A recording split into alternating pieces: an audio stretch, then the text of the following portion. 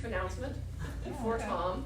Today is Fresno State's Day of Giving, which Tom was just suggesting is not entirely thrilling all the time.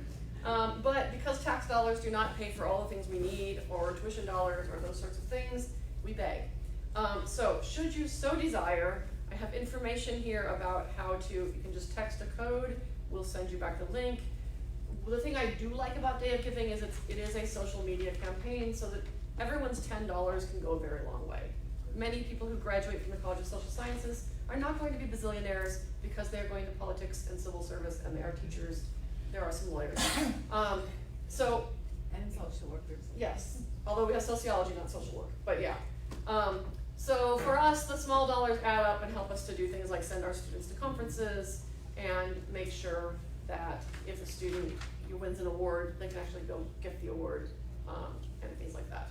But you know, it can be powerful in that a whole bunch of people, and today we're up to, I think, like maybe 500 donors, which for us is really good. You know, the dollars are not huge, but that's okay.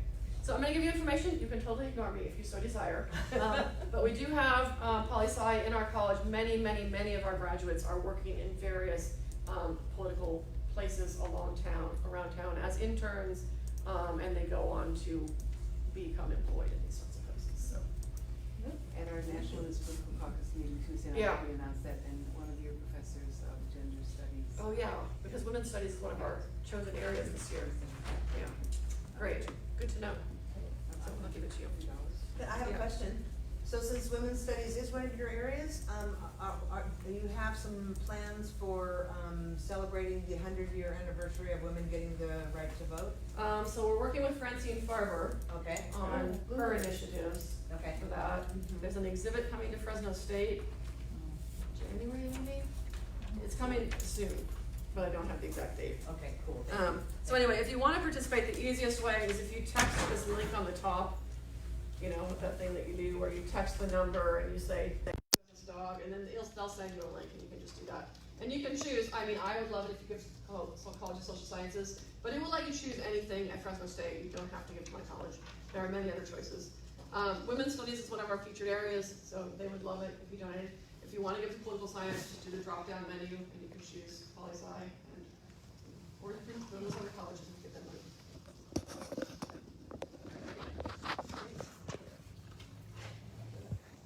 Thank you for letting us In the interest of further disclosure, this is the Democratic headquarters, and the chair of the Democratic Party is Michael Evans, and Yoshko is married to him.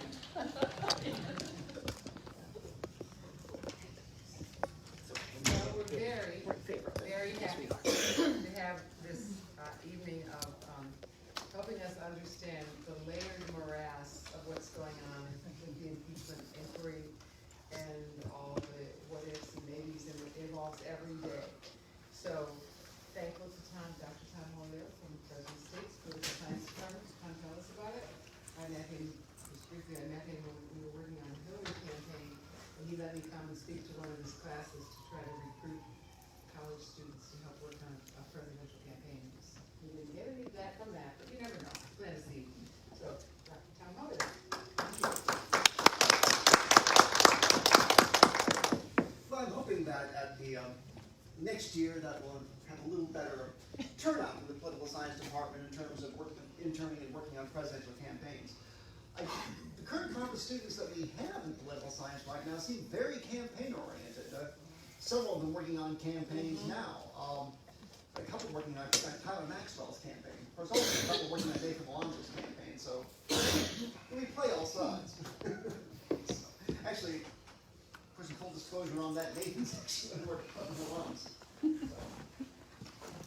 In any case, I'm not going to talk all that much about what's happening with Trump and Ukraine, partially because it seems to change by the hour. I mean, the rate of disclosure on this is just stunning. Also, I kind of figured that if you're here, you're probably following a lot of this already. So most of what I'm going to talk about is out of the past and see the extent that might be some kind of a guide to what might happen. So, impeachment. What does the Constitution actually say about impeachment? Well, precious little. So in terms of a guide to how things unfold, or how things were unfolded, say, back in 1868 with Andrew Johnson, or preparing for the business with Richard Nixon, which of course didn't ultimately happen, and then coming back in, pardon me, the late 1990s with Bill Clinton. I mean, the Constitution is a relatively poor guide in terms of trying to figure out how to do it. Article 1, Section 1, on the part of the Congress, on the House, as far as the House goes, and the House is really some of the biggest authority on this, because of course it's the House that starts the impeachment process. In fact, it's the House that decides there ought to be an impeachment. All the Constitution says is that shall have the sole power of impeachment. Nothing more than that. The Senate, there's a little bit more, although a lot of it is procedural. You know, the Senate shall have sole power to try all impeachments, and sitting for that purpose shall be on oath of affirmation. When the President of the United States is tried, the Chief Justice shall preside, and no person shall be convicted without the concurrence of 2/3 of members present. Actually, members present, that's kind of, can be kind of important. That means it has to be people who are actually in the Senate chamber when the vote happens. Should President Trump ever get that far, he would need to hope that 10 to 15 Republican senators are not out sick that day, because they would not count in the 2/3.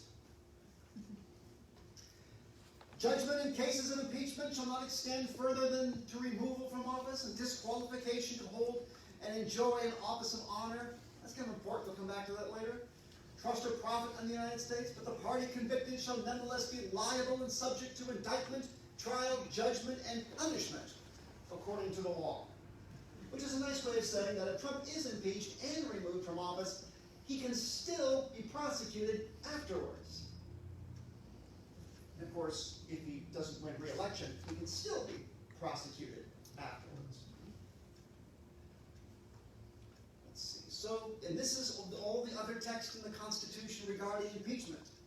The President shall have power to grant reprieves, pardons, except in cases of impeachment. He cannot pardon himself and get out of impeachment that way. That's how that clause seems to be interpreted. President, Vice President, all civil officers in the United States shall be removed from office on impeachment for and conviction of treason, bribery, and other high crimes and misdemeanors. This is the key text, and this is where, at least this is where congressional Republicans want to have their fight. Not where the President wants to have his fight right now, but where congressional Republicans are trying to have their fight. Actually, one other bit here. In case of removal of the President from office or his death, the Vice President shall become President. It's, just in case anyone was wondering, removal of President Trump from office, he does not take Mike Pence with him. Mike Pence would, in fact, the way this is interpreted, I understand, if the Senate would actually voted by 2/3 to affirm one of the articles of impeachment, assuming there are articles, and assuming the Republicans would actually do that, the second they vote to approve an article of impeachment, that means the President is removed. Approval of an article of impeachment is removal of the President, and the second that happens, Mike Pence takes the oath of office. Yeah, that's, in fact, during the first half of the whole Trump administration, and the Democrats were trying to arguing about impeaching him before all this new detail started to come out. I actually didn't tell my Democratic friends, do you really want to impeach him? Because then Mike Pence would be president. And President Trump is chaos, whereas Mike Pence is organized evil. Which do you really want? Now, things have gotten so bad at this point that maybe we should at least give Pence a try. He might actually be able to reason with him. But no, removing Trump does not mean that Mike Pence goes with him. You do not get Nancy Pelosi being president that way. You would have to actually have separate impeachment of the vice president. So, generally speaking, looking at whether what has happened constitutes removal from office, or indeed whether anything has happened, can be summed up without the arguments with a simple little table. So, was there quid pro quo? House Democrats? Yes. Actually, Senate Republicans are starting to say yes as well. Only President Trump and the White House staff were really saying, no, nothing happened, the phone call was perfect, read the transcript, I'm the greatest person ever, the usual stuff. But the Senate Republicans are admitting that, yeah, looks like there was pressure, there was quid pro quo. But then you go to the second column. Senate Republicans, was quid pro quo, meh, so what? Not a big deal. Does not mean removal from office. In other words, when we go back to the Constitution's language here, conviction of treason, bribery, or other high crimes and misdemeanors, according to Senator Mitch McConnell, quid pro quo, yeah, probably nothing else really count, does not reach that level. That's the argument they seem to be working on right now. That's the argument that they're going to, there's almost a certainty that there will be a trial. It's hard to imagine that House Democrats can get this far and not vote on some kind of articles of impeachment. Even Mitch McConnell admits that if that happens, the Senate must hold a trial. He's already obligated the Senate to doing that. He's also said it would be relatively quick. And presumably there would be a no vote. And the argument that they will make is that, yes, there was quid pro quo. Yes, there was pressure. It just, maybe we'll, go slap his hand or something and shake our finger at him, which he might bite off. He's kind of person, Donald Trump. But it's not grounds for removal from office, they'll say. And of course, House Democrats will presumably say it is, which kind of sort of then leaves it all hanging. I mean, is it grounds for removal? Again, the Constitution is so vague. The Constitution is vague on a lot of things, and it's vague on this. What really is the standard? The founders themselves didn't have that much to say about it. In fact, through the main documents from the founding era, the only thing I can really come up with is this one quote from Alexander Hamilton out of Federalist number 65, where he's talking about, in most of Federalist 65 and Federalist 66, which comes after, is mostly about the process and why. And most of it's about why is the trial in the Senate and not before the Supreme Court, and it's kind of weird reasoning. Only in this one little area does he actually say anything trying to explain under what circumstances a president ought to be impeached. Subject of the Senate's jurisdiction are those offenses which proceed from the misconduct of public men, or in other words, from the abuse or violations of some public trust. They are of a nature which may with peculiar propriety be denominated political, as they relate chiefly to injuries done immediately to the society itself. The prosecution of them for this reason will seldom fail to agitate the passions of the whole community and to divide it into parties more or less friendly or inimical to the accused. This is, in my mind, if we're going to be people, and this is what Republicans always say we should do, go back and find the original intent of the founders. This is really the only guidepost we have. And it really isn't about crimes as we understand the terms today. The abuse or violations of some public trust. If the person holding the White House has abused the public trust. Now, again, what that means is a little unclear. Their nature which peculiar propriety be denominated as political, related chiefly to injuries done immediately to the society itself. So if the president's actions have violated the trust that the public has placed in him by putting him into that office, and his actions have been deemed extremely harmful to society, then, at least according to Hamilton, these are grounds for removal. It's not that the president has to have committed a crime as laid out in the Code of the United States. He has to have violated the public trust and done something harmful to American society. Now, what exactly is that standard? Hamilton is aware that it is a political decision. And in the last sentence, he makes it very clear that, look, when you get to this point, you're going to be sitting on an issue which is going to tear at the nation. Seldom fail to agitate the passions. Well, passions are pretty agitated right now, of the whole community, dividing into parties, more or less friendly or inimical to the accused. Well, that is certainly true. You know, Hamilton, and there's a big musical about Hamilton out there, but Hamilton does not get the credit he really deserves. He was the most far-sighted of all of the founders. He was the one who understood best what the United States, for better or for worse, would become. You should always pay attention to Hamilton. Well, putting it all into practice, trying to understand when a president should be removed from office. You know, we went about 80 years before it became necessary to take the first shot at this. Actually, I think it's almost amazing we went that long without actually trying to impeach a president. You know, one of the things I do in my classes is we always talk about the best and worst presidents. And there's always a ranking by political historians of the best and worst presidents. The number one president in all U.S. history is always Abraham Lincoln. Ever since they were doing these polls, always Abraham Lincoln. The worst and second worst presidents are always the two that bracketed Lincoln. James Buchanan, Andrew Johnson. The president who allowed the country to slip into civil war, and the person who had to pick up the pieces afterwards. Andrew Johnson's the latter one. Johnson was a peculiar running mate for Lincoln.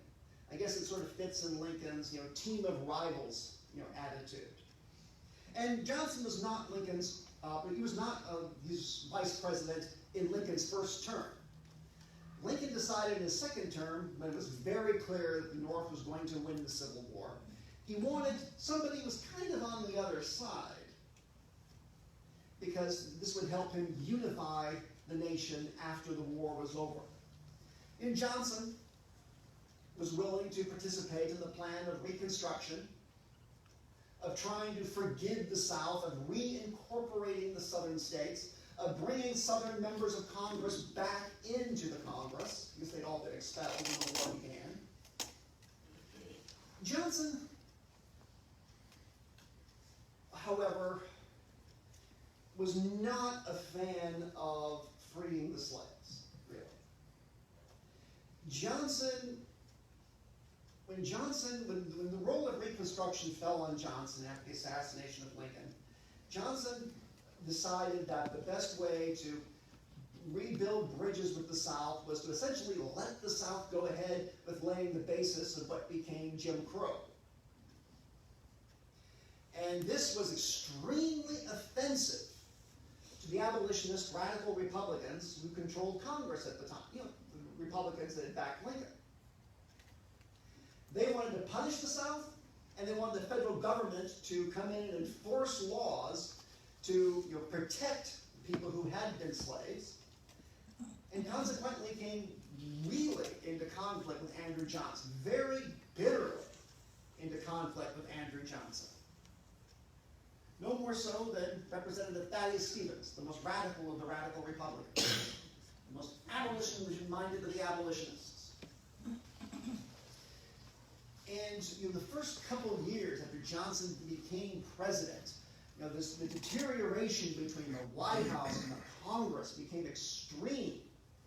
Congress kept passing legislation to punish the South, passing legislation to essentially require the federal government to go in and protect the former slaves. And Johnson would veto them.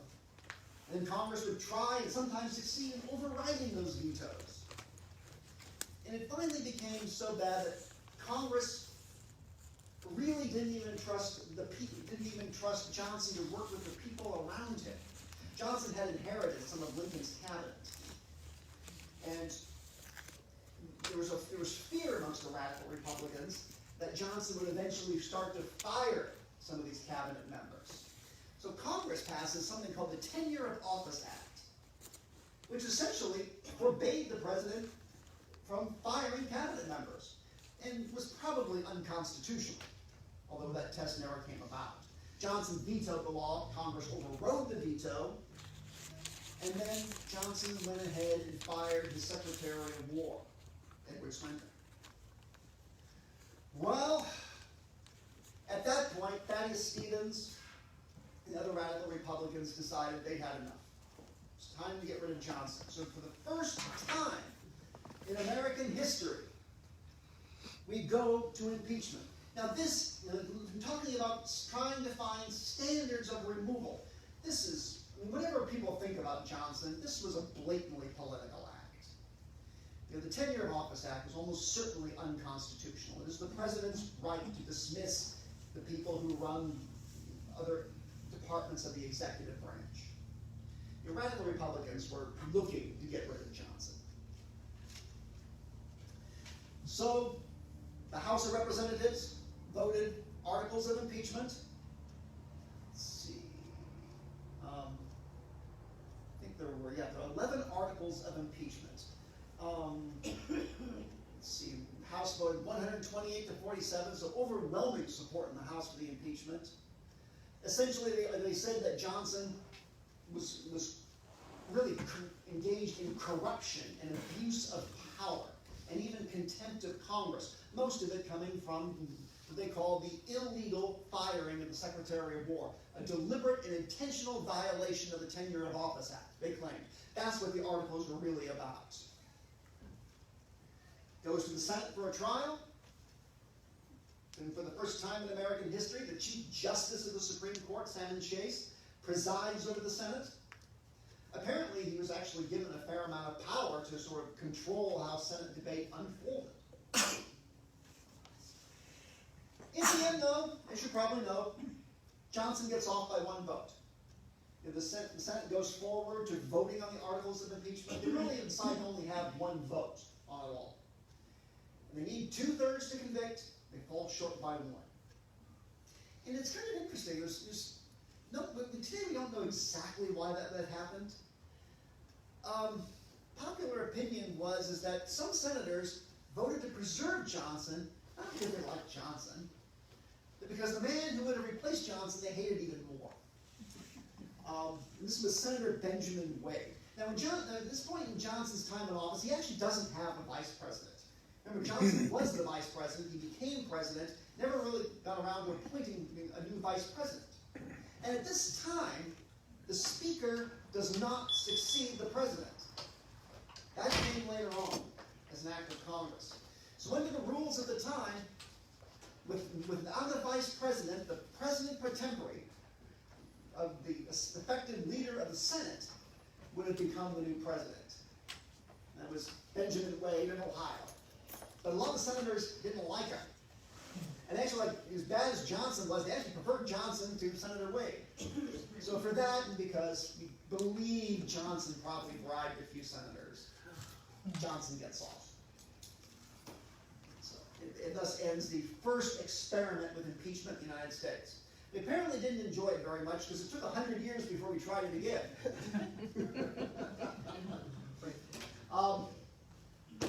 To some extent, on the Nixon stuff, you guys probably may know more than I did. I mean, I was 4 years old when the whole Watergate thing unfolded.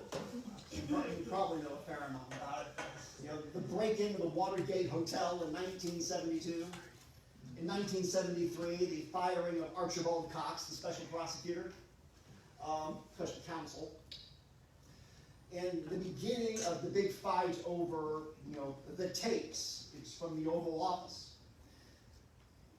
Congress discovers that Nixon, which had taped every single thing that every single word that was said in the Oval Office, every conversation, I guess presumably because he wanted to write a memoir later on about his presidency, which I suppose there's some sense to that.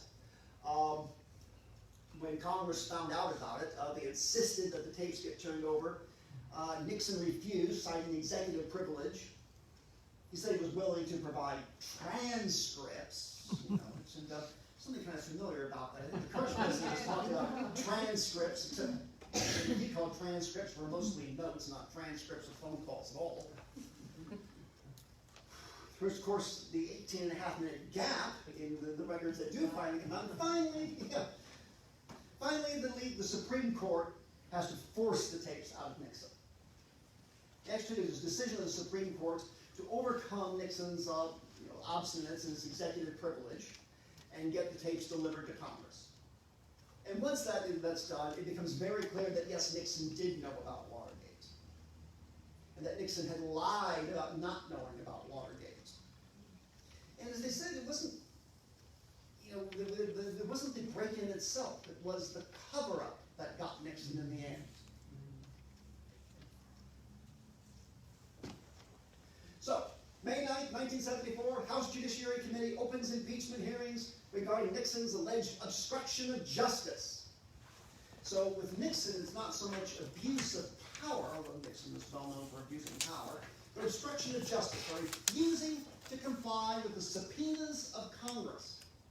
And that's something else to think about today, because currently, the President of the United States is pushing his aides to ignore the subpoenas coming from Congress, and some of his aides are ignoring the subpoenas. So we find out about this, and once it becomes apparent that Nixon had lied to the American people and had lied to the Congress, it's over for him at that point. I mean, Senate Republicans, go to the White House, and it's like, we do not have the votes to protect you anymore. We were behind you until it came out that you lied. At this point, you're done. It isn't. We do not we cannot prevent 2/3 from being gained. So on August 9th, 1974, Nixon resigns the presidency. So even though there's a tendency to associate Nixon with the word impeachment, he's never actually impeached. The House Judiciary Committee was getting ready to do it, to recommend the articles of impeachment to the House, but the House never got a chance to vote on them. A president is not impeached until the House actually votes to approve articles of impeachment. So Nixon was never impeached, but he would have been impeached for abuse of power, for lying to the American people. Again, not a crime as we think about crimes and misdemeanors. Impeached for lying and abuse of power. So far, neither in Johnson's case or in Nixon's case is the issue really about crimes. It's about corruption. It is about abuse of power. It is about contempt of Congress.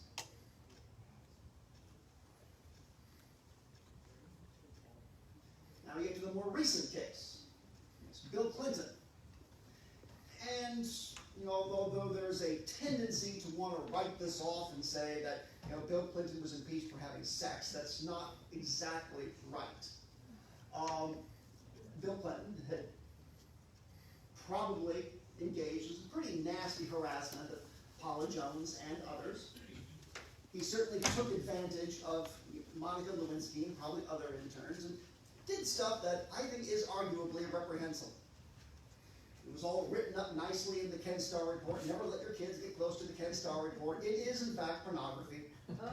There was no need to go into that kind of graphic detail. But it also revealed that Clinton had directly pressured Lewinsky to lie to investigators about what had happened. And then later on, Clinton himself does seem to have perjured himself when talking to investigators under oath. So on October 8, 1998, House votes to open an impeachment investigation of Clinton. The House did actually, the Republicans today are complained for a long time. Well, the House didn't officially vote to open an impeachment. Well, of course, they now have. Well, technically, the Constitution says nothing about that, so that was a spurious argument to begin with. But it is true that with the Clinton hearings, yes, the House did vote to open an impeachment. There there actually was not much in the way of hearings or much of anything. As far as the Republican-controlled House Judiciary Committee was concerned, the Starr report contained everything they need: abuse of power, obstruction of justice. So they simply voted out two articles of impeachment. There's 2 articles of impeachment. That's on the next slide. Yes, House approves 2 articles of impeachment. One regarding perjury and one regarding obstruction of justice, that is the pressuring of Lewinsky to lie. So it removed really quickly for the House. So whatever Republicans may complain about, they can't complain about the fact that Democrats are ramrodding through an impeachment investigation. It was Republicans in '98 that ramrodded through an impeachment investigation. So now, for the second time in American history, we have a trial in the Senate. Justice William Rehnquist was presiding.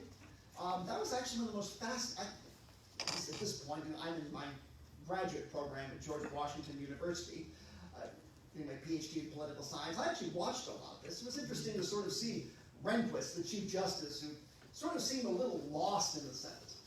And while, back in 1868, Chief Justice Salmon Chase had been given a fair amount of power on running things in the Senate, they went out of their way in 99 to make sure that Rehnquist had no power at all. It became a big deal. Senate Majority Leader Trent Lott was very clear about this, that they were not going to give Rehnquist any more power beyond simply recognizing people to speak. So whatever happens in the Senate probably next year, Chief Justice John Roberts will probably also not have any more power than beyond simply recognizing people to speak.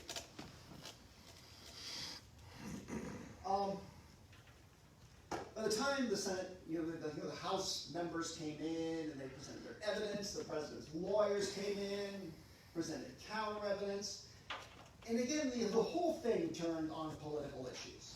They'd already had a midterm election. House Republicans actually suffered badly in that midterm election, and it actually cost Gingrich his speakership. That's one of the ironies of the whole business with Bill Clinton. By the time it was over, Bill Clinton had survived, and it was Newt Gingrich who had lost his position. So it's a careful thing when you open a can of worms like impeachment. You don't know where it's going to go. And ultimately, the Senate Republicans basically decided that it was politically bad for them to remove the president from office. That, they didn't really want Al Gore getting into the presidency anyway. They thought it would make Al Gore much stronger running as an incumbent president in the 2000 election. So in the end, Senate Republicans decided to, let's just get rid of this. Let's just get it over with. So they had votes on the 2 articles of impeachment knowing they would lose. And lose they did. So again, basically, it all turned on politics and notions of obstruction of justice, abuse of power, but not actually things we would see as crimes, as we normally understand the term. So what could Trump be impeached for? Well, almost certainly abuse of power and corruption. And that's essentially what seems to have happened with the quid pro quo. And there's been so much evidence that has come out now, so much testimony confirming a series of events where essentially military aid that had already been approved for Ukraine was being deliberately held up by the president, or more correctly speaking, being held up by Rudy Giuliani, who was not even a government official, being held up by Rudy Giuliani on the condition that Ukraine publicly announce that they were investigating Joe and Hunter Biden. In fact, it's not entirely clear that Giuliani cared if they actually investigated Joe and Hunter Biden. The mere announcement by the Ukrainian president was what he wanted, and which certainly would have been enough. That would have been enough for Trump to have hammered Joe Biden in the upcoming presidential election. That's what they wanted. Clear quid pro quo, clear abuse of power and corruption. It's also starting to look like that Giuliani and some of his associates may even have done some illegal things in terms of campaign law violations, even possibly in terms of bribery. That's still a little murky. Now, actually putting Giuliani, apparently Giuliani Giuliani was effectively the one really running U.S. policy with Ukraine. I mean, the ambassador to Ukraine, Marie Yamanovich, was completely sidelined and then forced out of her position. No other government official was given any authority in dealing with Ukraine. It was all Giuliani, who again didn't even work for the United States government. He's President Trump's personal lawyer. You know, it's irritating and annoying, but that's probably not actually illegal. So he probably can't be removed from office for that. But it can be for abuse of power, or at least it seems there is precedent with the prior two impeachments and the almost impeachment of Nixon, that abuse of power would be grounds for removal. And obstruction of justice. Because President Trump has apparently told many of the senior White House aides, do not comply with congressional subpoenas. If they don't subpoena you, don't go. That is widely recognized as obstruction of Congress or contempt of Congress. It might be that a few of those aides could potentially be covered by executive privilege. That's something the courts are going to have to work out, but it seems highly likely that the House could sustain charges or articles of impeachment on obstruction of justice for Trump telling aides to not obey the subpoenas.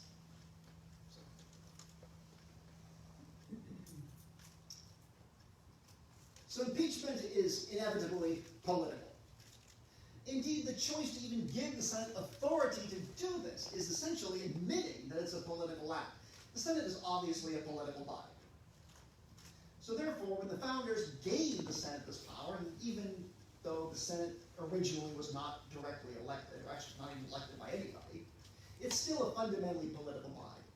The founders clearly seem to have understood. Hamilton's quote earlier seems to support this idea that the founders knew that impeachment would always be a political act.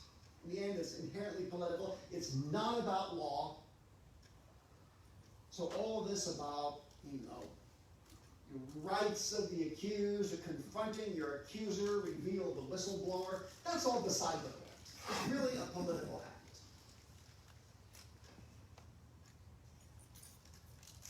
That's kind of what I said. As far as the public goes on this, the public opinion hasn't changed a lot, but it has changed a little, and in some interesting ways. When this started with the first report from the first whistleblower, not a majority of the public favored opening an impeachment inquiry. That has now changed, it seems. What we call the poll of polls, or the average of all the polls out there, which you can see at realclearpolitics.com, puts public support for the impeachment inquiry at 51.2%. And 42.2% oppose it, and there's the remaining percentage of people who apparently are watching Game of Thrones instead of paying attention to this. And 48.5% of the public now support removing him from office, which I think is extraordinary. That even before the House Judiciary Committee has even recommended articles of impeachment and presented a complete case, almost half the public is okay with the president being removed from office. To me, that is incredible, and gives a pretty good indication of how low the president has sunk with the American public. Overall, the president's job approval rating, 43.3%, which actually is a little on the high side for him. He spends most of his time at 40% or 39 or 38. But still, 54.7% of the public don't even approve of what he's doing. So, politically speaking, the president is not in a good position. What ifs is ending up here. The what ifs. If removed from office, I hear this one a lot. Could the president run again? This is a really interesting question. When I was first preparing for this and first reading through the material in the Constitution itself, my conclusion was no, he can't. Because the Constitution's words, which you way back in those earlier slides, seemed to suggest that being removed from office automatically meant you were disqualified from high office ever again. In practice, though, and keep in mind that when we talk about impeachment, we're not only always talking about impeaching of the president. There are other people Congress can and has impeached. It's impeached several federal judges and has impeached cabinet officials. So there is some more precedent on this beyond just the presidency. And the way it has been interpreted and done is that if the Senate votes to remove an individual from office who's been impeached, then the Senate immediately goes to another vote on disqualification. So apparently disqualification is a separate vote from removal from office. Now, one would presume that if you remove somebody from office, you'd be happy to then vote to make sure they never take office again.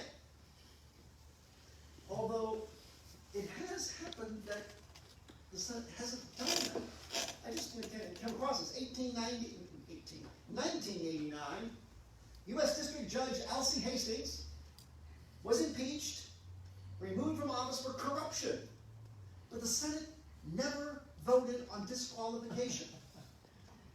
Hastings ran for the House of Representatives, won, and he's there today.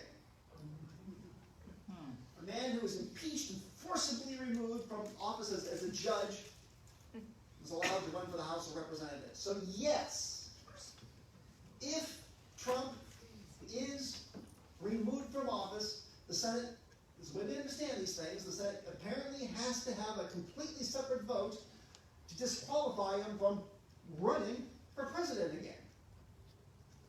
So yeah, if for whatever reason Senate Republicans in January or February or whenever, like the one day that Mitch McConnell's going to give to this, if they actually vote, and I don't think it's going to happen, but they actually voted to remove him from office, and then didn't have a disqualification vote, presumably he could just keep on campaigning. And there'd be a brief interregnum of Mike Pence being president of the United States, which would be a really interesting dynamic then. Would Pence remain as Trump's running mate? Would Trump even trust him? Probably not. No, probably not, actually. Could Trump resign, like Nixon, before the Senate even has a vote, and then run? Yes, he could. He could do that. Nixon could not have done it, but not because of any of the things he did. Under the 25th Amendment, you can only be elected president twice, and Nixon had been elected twice. So yes, Trump could run it. Trump could quit and then run. And we still have the same weird issue with Mike Pence. And would removal of Trump from office disqualify Mike Pence? No. Mike Pence would become the president of the United States immediately. You would need to impeach Mike Pence separately, and I think Mike Pence is probably going to be great ways to quietly cover himself should anything like this come up. So, and that's all I've got.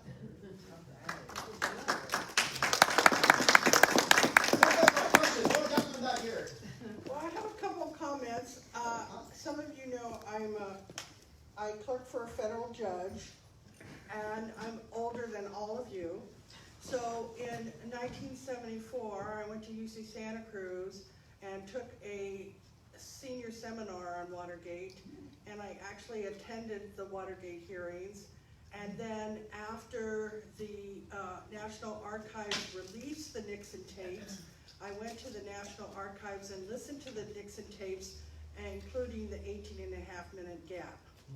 So I actually just recently read the Federalist Papers, number 65 by Hamilton, and I read the Constitution recently, and I just have two comments to supplement what you said.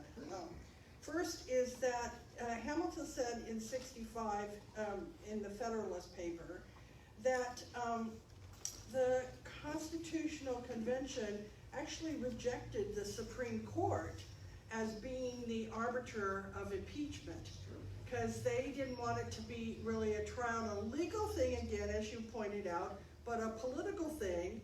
And Hamilton says that it's the senators that will be, because they're the property people, that they will rise above partisanship in voting and having the trial, okay? We know that that's not true today. The second point is that in the Constitution, it says that the president has broad pardoning powers and can pardon anybody who wants to, unless they've been impeached. And so my hit on it politically now is that the Attorney General, William Barr, is doing everything possible to avoid being impeached, okay? Because he wants to hold out for that Trump pardon, okay? Because under the Constitution, if he gets impeached for being such a horrible bipartisan Attorney General, that he would not be pardoned. So for instance, it came out in the last 24 hours that Trump did ask Barr to put out a public statement saying that there was no quid pro quo. And Barr, somehow, well, he knows the law. Maybe he did read the Constitution one time. And he knows that if he does that, that would be grounds for impeachment, and he wouldn't get his pardon. So that's my 2 cents worth. It's really interesting, actually. Okay. I think that's what's increasingly going to happen is that I think Trump aides are going to start increasingly looking to cover their own tails. Yeah, rather because they than know Trump defend has them. no loyalty to them. Oh, yeah. Yeah. I just cannot understand any of the Republicans who think that Trump will come to their defense. Trump's entire history is of abandoning people. Right, I right. mean, no one matters but him. I'm not even sure he would act to save his own kids. Maybe Ivanka. Maybe Ivanka. And yet, if it really came to it, you're that kind of a narcissist. Nothing is all We'll about throw yourself. Melania under the bus in a minute. Oh, Yeah. yeah. Oh, yeah. He's a loose cannon. Actually, I suspect he's going to throw Julie on the end of the bus relatively soon. Oh, yeah. Yeah.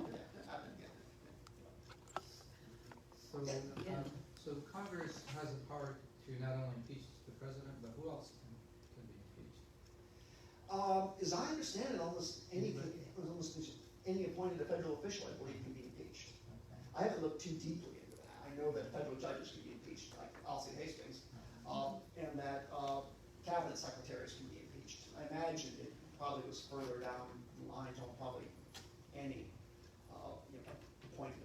person appointed. I mean, after Nixon resigned, Ford pardoned him for anything he possibly might have ever done. And I would expect Pence to do the same thing for Trump. I wonder though. Yeah. Wouldn't that be Then interesting? again, maybe Pence doesn't actually like him, who knows? Yeah. I'll give Mike Pence credit in one sense. He's got one heck of a poker face. No idea what's going on in that man. Yeah. Yes, sir. Does executive privilege apply to illegal acts? Well, he was the president, and would say that as president, that he can't actually do anything illegal. No, of course it is. I don't think it does. It's just that executive privilege is such a slippery slope. Usually executive privilege is about withholding information that would let people know that you've done an illegal act. So, yeah, it's really, we really probably need at some point, and maybe this is the time to the courts really try to define executive privilege. It is so vague. So, yes, sir. So, the Constitution predates any statute that we have, right, in the United States, because it's the founding document. Yeah. But we operate under common law, which means that there are precedents that we take into account that can actually predate the law, right? So we have traditions that we kind of use. They are, yeah. I mean, essentially, we imported a lot of the British common law. So which is the US system. which the thing I'm just pondering here is, could that be one of the reasons why that statute is so vague, or that the language is so vague on what it is? Are we do we run the risk of, if we do nothing, do we not run the risk of saying then that those types of actions are okay? And do we not run the risk of providing a precedent to say, you know what, it's okay for a president to essentially ask for a bribe? Sure. Yeah, I don't think we even need to talk about precedent in the legal sense on that.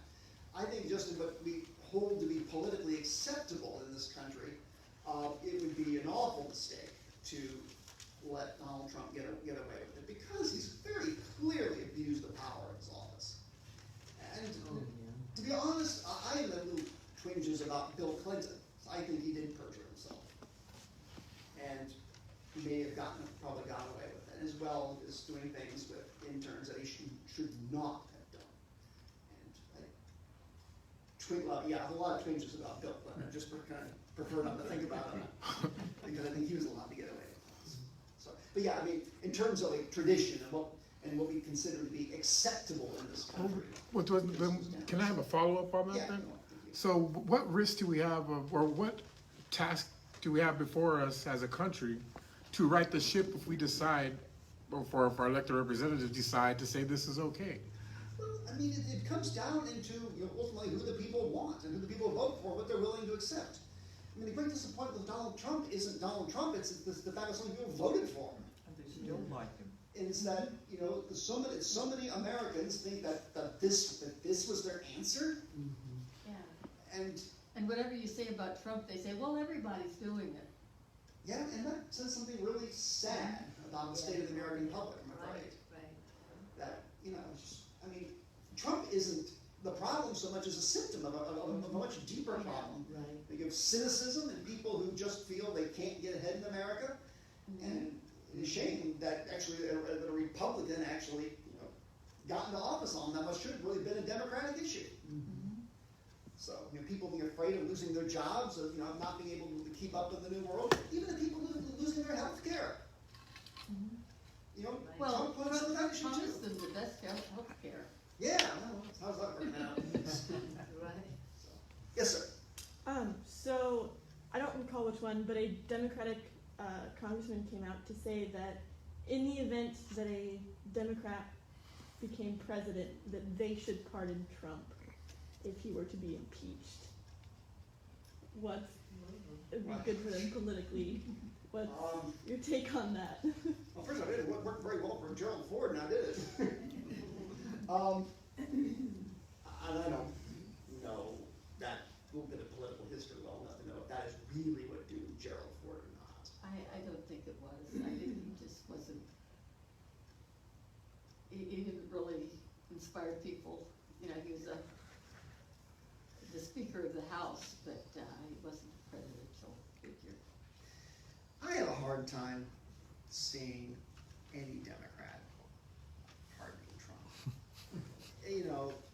He's done so much that is just, not in legalistic sense, but moralistic sense, unpardonable. And not just since he's been president, his entire career. I mean, Well, actually, I'm fine with Ford having pardoned Nixon. He did it because he didn't want to put the country through anymore. The thing is, Trump breaks the law every single day he's in office. I mean, there's just no end to it. it's He doesn't have redeeming qualities.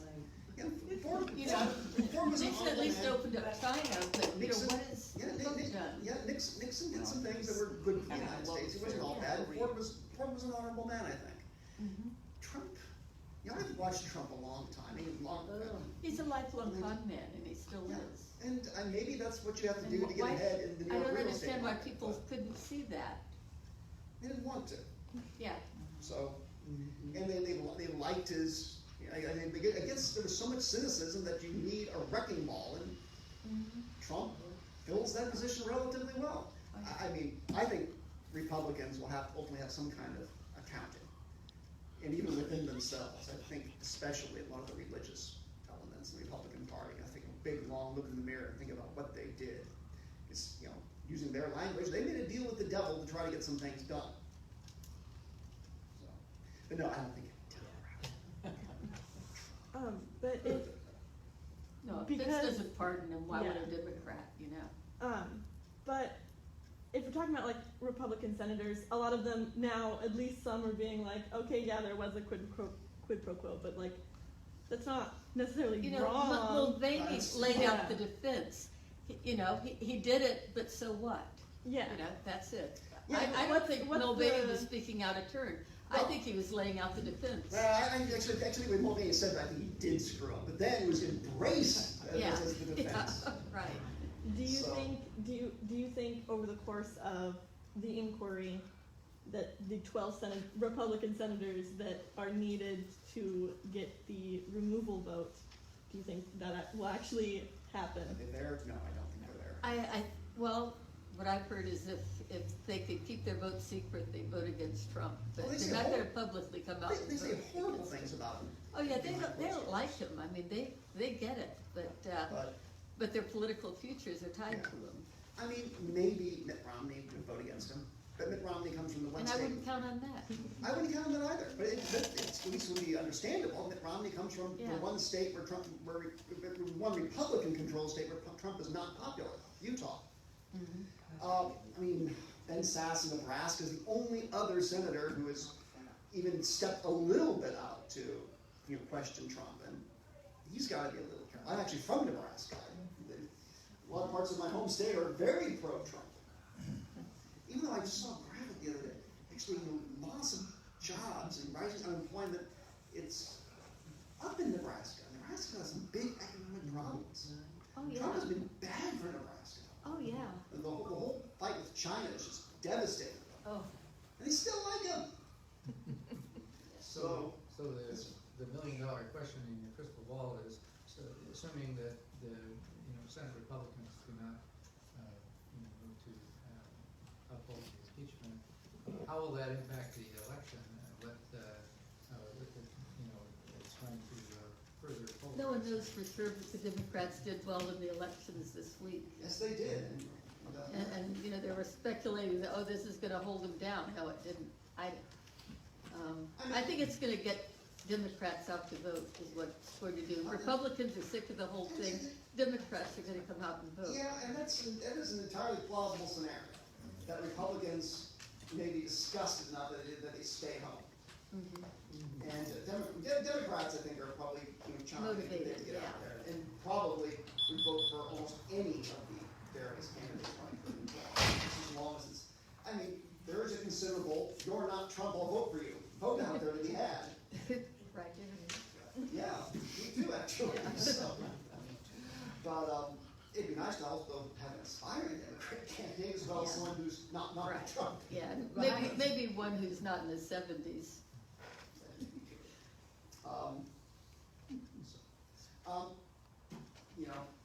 I'm wary of saying anything about the election, I'm so sure Hillary would win in 2016, told a lot of people, so I have to live down that embarrassment And first. in a way she did, Well, it wasn't popular vote, but, yeah. that's how our system works. So, so there's, things that I've read that even, the electoral college, it may still guarantee Trump, even if Democrats, Well, they, It can happen, sure. turn out. No, there was, I read a little article that was kind of interesting, and a little hopeful. It was I think it was in the Washington Post about suburbs in the cities of Pennsylvania. Now, Pennsylvania is one of the states that Trump probably has to have, and did have last time. But apparently, there's a whole slew of city council races in the suburbs of several Pennsylvania cities where Democrats just overwhelmingly threw out the Republicans. And if the suburbs of Pennsylvania are against Trump, then he's probably lost Pennsylvania. And in Pennsylvania, it's a lot harder for him to win the Electoral College. Another state that he won last time that he really need to pick up is Michigan. Michigan is so much worse off today than it was 4 years ago. So, I mean, those are the states that are going to cost Trump. I mean, the Midwest where I come from, even with the trade war on, they aren't going to vote for a Democrat. Then they may stay home. But, Trump will pick up Nebraska. I just give away Nebraska. Not that Nebraska's not that 12 votes, but the Midwest is just, they've got their head in the sand. So how high of a probability do you think the Bill Clinton effect of he became more popular after he was impeached? Bill Clinton was actually functioning very well as president, except for the lying about sex thing. He was doing an excellent job, and That's why people Well, stay with it's it. less of a more of just resonance with his base because his base is so radical and Well, Republicans were really ham-fisted about what they did. What they were, I mean, Oh, even yeah. though Clinton had done By the way, Newt bad things. Gingrich was dating his current wife while he was still married to the first wife, while all this was going on. Oh, yeah, they embarrassed themselves so badly. And their first speaker designated after Newt Gingrich, Robert Livingston, turned out to be doing more or less the same thing. He really got Denny Hastert, and it took a few years to find out what Denny Hastert had been doing, which is far worse. In any case, Clinton, so the Clinton survives because Republicans were so obviously being political. And the economy was doing really well. And presidents, to a large extent, live and die by the economy. I mean, there was peace and prosperity, that's what we had under Clinton. And, you know, it is true. And the debt was coming down. Yeah, the deficit was He gone. was able to balance Yeah, the yeah, budget. The deficit was gone at the time. We were running a surplus. He's a Us better running Republican than any Republican I've ever known. Republicans. Deficits always get worse under Republicans, regardless of what they say. Exactly. But next year, if the economy is still doing relatively well, there's some shaky signs out there. Manufacturing is not doing particularly well. But if things continue, overall be pretty well. People perceive the economy is doing really well. That is only going to help Trump. But if things really start to go south, then he's sunk. And another thing is, you know, Trump is going to have someone is going to have to start checking to see if any border walls actually been built down there. Because you know, for the most diehard Trump supporters are the ones who it's all about immigration, and they wanted the wall. Oh. And to be honest, there isn't a whole lot of wall built. And the wall that's been built is basically the low-hanging fruit. Last night on Trevor Noah, they had this, somewhere in Kentucky, they built this little 4-foot wide section of wall, 30 feet high. Took people an average of about 15 seconds to scale it and get over. Oh, yeah. One was a little girl, And they you know? found new ways to cut through it, too. Yeah, yeah. So that, you know, But they just described, it's ideal for scaling, you know, it's got plenty of handholds. So, I mean, some of the provocateurs like Ann Coulter, you know, maybe they actually even find that someone like Ann Coulter is actually legally going to be a weird kind of friend. Because you know, she's the kind of person who will actually go down the border and start drawing a whole lot of attention to all the wall that was not built. Because she's like more obsessed about it than Trump. And you know, she's already shown that she's willing and able to criticize Trump. So, yeah, Ann Coulter may actually be a Democrat's best friend next year.